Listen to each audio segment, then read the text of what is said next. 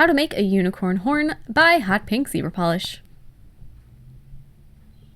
Hi everyone! In today's video it's going to be sort of the unofficial start to Halloween on my channel. Now the reason I say unofficial is because to me, while this could definitely be a Halloween costume, it's not Halloween. If it's Halloween to me, it has to be covered in blood and guts or something along those lines, which I love Halloween. Halloween is definitely like up there with my favorite time of the year.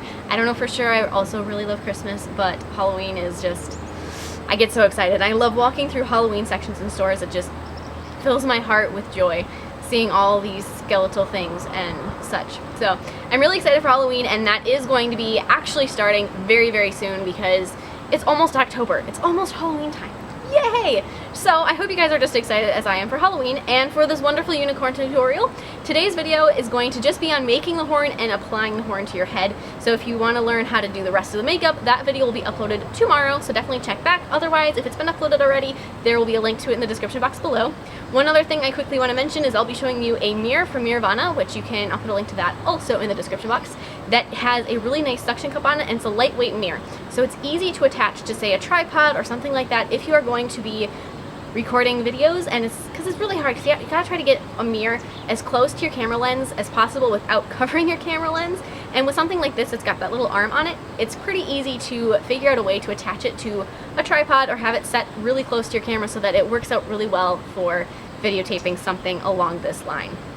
Plus, it's got a light on it, which provides pretty good lighting for doing these videos as well. So if you also record some cosmetic style tutorials, definitely check out that mirror. It's pretty inexpensive and it works super well for this type of thing. So like I said, that's also in the description box below. So I hope you guys like this and come back for the other tutorial, which will be uploaded tomorrow. And don't click subscribe to see all my other videos as well. So here's the mirror that I mentioned. Like I said, it's from Mirrorvana, so there's a link to it, and it comes in a nice little box like this, and it's got a light around it that is battery operated, which is also really nice if you record videos because you don't have to be near an outlet, which can sometimes be difficult. I know that, sometimes I've recorded tutorials outside, and you might not have an outlet if that's the case. So then it's got just a very turny little suction cup, which for me does not work to attach it to my tripod, but with a couple little bungee cords it worked out pretty well. And like I said, it's a lightweight mirror, so it attaches easily to things like that, and you have to worry about it tipping everything over because it really doesn't weigh very much at all. So just stick in 4 batteries, close the lid. I always get batteries wrong, but I did this time, yay. So there you go. So you see it lights up. It's just got a button on the back of it. It's a pretty simple thing, and so yeah, it's pretty cool little mirror. So now I'm going to be taking some pink insulation foam, and then I'm just going to be taking a Sharpie and drawing out my horn. I'm going to draw it slightly larger than I want, and there's going to be that little angle on the bottom for where your forehead is going to go, so you just want to kind of figure that out and definitely add an angle on it like that. Otherwise, it's because you kind of want it to be slanted up, so you want to give it that upwards angle, and then go ahead and just cut out the horn. So I'm using a utility knife that has a very long blade. This is the only knife that I've ever found like this, and it's amazing for doing these things. So hopefully you find one. Otherwise, you can try using like a steak knife and just very carefully cut out the horn. I always cut a little bit and then cut a little bit more and keep going deeper until I can break it off. So there we go. Should be pretty good right about now. And then like I said, you can just kind of pull it and it should break pretty easy. That foam it's pretty soft. So then you're going to cut off the part where your forehead goes, just cut that down a smaller section so it's easier to do. And then I'm going to take and I'm going to cut the width of my horn. So at the widest part, I'm going to cut that down across the back as well, just like that. So now I've got my horn base, and then you want to slowly start chopping off the sharp corners.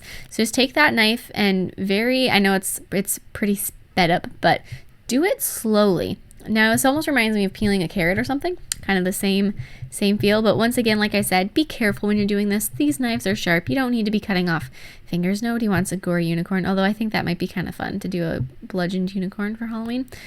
Might want to use different colors than the pastels I used for this though, if you're going to go that route.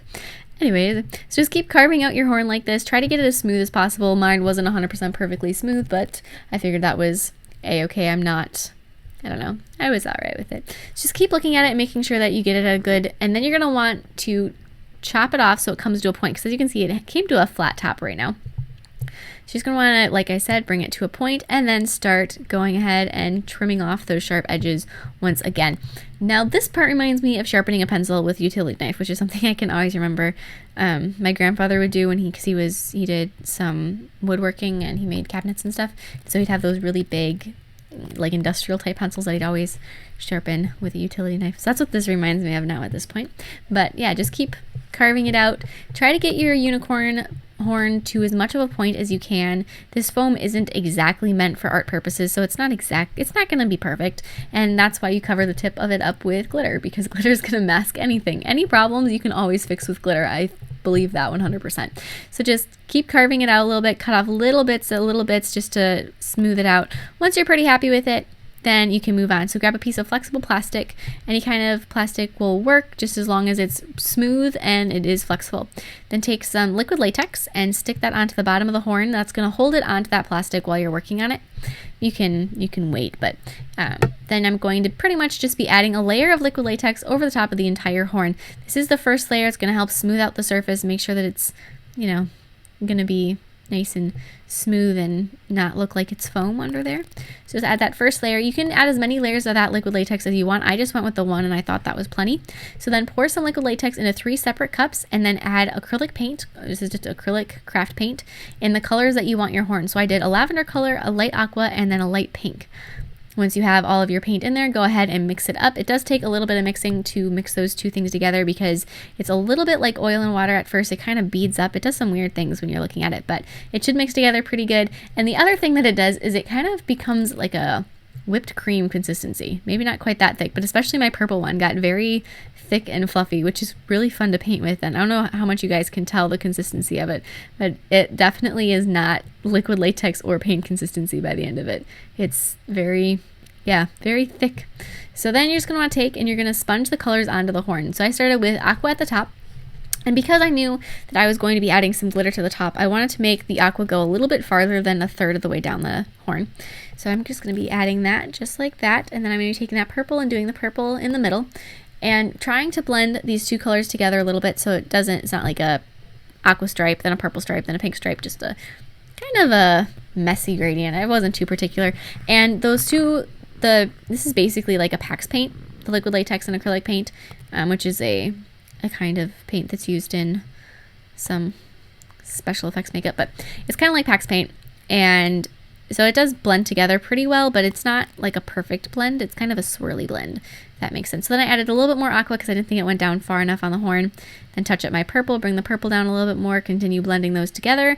And then I'm going to be finishing off with pink. Now I knew that there's a chance that some pink foam was going to show on the bottom just because I'm going to be doing that glitter base. I thought, well, it could happen. There could be some pink that showed. So I figured it was best to have pink be the bottom color, the bottom of the horn, because if some pink foam showed through the glitter, no one's going to notice because it's just all pink. And it's not the same pink, mind you, but it's going to be way less noticeable than if it were, say, the aqua. So then once again, more liquid latex. After all of that has dried 100%, I did this overnight, then mix some gold glitter into liquid latex. So you have lots of these little cups on hand because they definitely come in handy. One thing though is that once it dries, you can just peel it out because the liquid latex comes out of the cup really easy. So that's a pretty simple fix, but it's nice to have these little cups on hand when you're doing these projects. And you don't want to use any brushes when you're doing this. I don't know if you noticed, I was using pieces of makeup sponge and now I'm just using a coffee stir stick. The reason I'm using all these things is because they're disposable. And if you use a brush and you dip it into liquid latex, you might as well throw it out when you're done because it's going to get really yucky. Now if you're using an inexpensive or a disposable brush, then you can go ahead and it'd be fine, but just make sure that you're aware that anything that gets in the liquid latex is going to become filled with liquid latex and you're not getting it out. So then I've got this gold glitter liquid latex mix and I added a stripe swirling around the horn and I'm going to cover the top of the horn with that gold glitter like I mentioned. I had a couple drips up the back that I'm just going to grab and fix a little bit. Yeah, just wipe it off with my finger. Works out pretty well. The one good thing about liquid latex is if you do get some on your skin, on your fingers while you're working on this, if you just rub the skin together, it'll bead up and it'll dry and it'll fall off.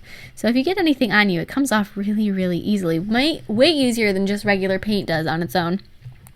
So then I'm going to be fading the glitter out around the base of the horn. So this is going to be the part that's going to help you attach it to your head. So this is going to stay flexible. It's not going to be quite as flexible as liquid latex on its own is, because it does have that glitter on it that stiffens it, but it is going to be flexible enough that it can kind of conform to your skin once it's on there. So just keep adding all of that glittery liquid latex. And I know at the moment it just kind of looks murky, but once the liquid latex dries, it becomes clear and your glitter will look really shiny and really pretty.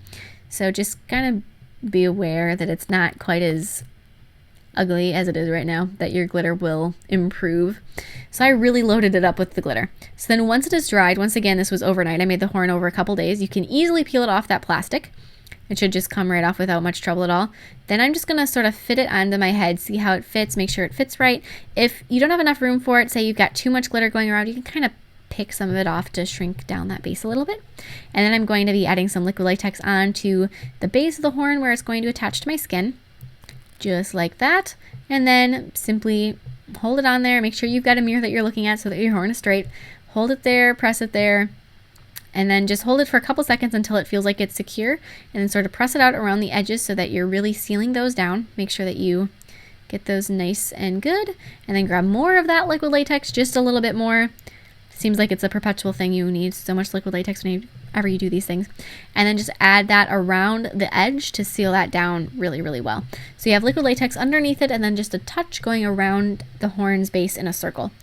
And then this is the final thing after I've added the other makeup and blended it out with a little bit more glitter, which I will show you in the next video, the one with more of the makeup stuff. So I hope you guys like this. I'm thinking of making a couple more unicorn horns and sticking them on my store. If you guys are interested in that, please let me know and I will definitely get that done. Or if you want to order any with specific colors or anything like that, I can certainly accommodate. So keep me posted and share any recreations with me on Facebook or Instagram. I would love to see them, and I'll see you in my next video. Bye!